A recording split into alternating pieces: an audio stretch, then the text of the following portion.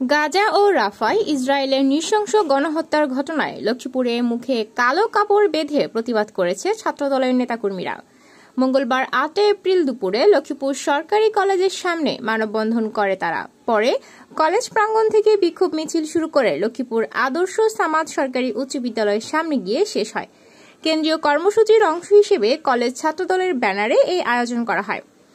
এ সময় উপস্থিত ছিলেন জেলা ছাত্রদলের সাধারণ সম্পাদক আব্দুল্লাহ আল মামুন, সহ সভাপতি আব্দুল্লাহ আল খালেদ, সাংগঠনিক সম্পাদক রেজওয়ান হোসেন আকবর, দপ্তর সম্পাদক আকবর মুন্না, প্রচার সম্পাদক জামাল হোসেন, জেলা কৃষক দলের দপ্তর সম্পাদক আমিনুল ইসলাম রাজু, লক্ষ্মীপুর সরকারি কলেজ ছাত্রদলের আহ্বায়ক হাসিবুর রহমান অভি, সদস্য সচিব মাইনুল হাসান শাওন, সদর উপজেলা পূর্ব ছাত্রদলের আহ্বায়ক দেলোয়ার হোসেন ভূঁইয়া বাবু, সদর উপজেলা পশ্চিম ছাত্রদলের আহ্বায়ক আব্দুল মজিদ, সদস্য সচিব মিজানুর রহমান মিজান, লক্ষ্মীপুর পৌর ছাত্রদলের যুগ্ম আহ্বায়ক আরমান হোসেন কিরণ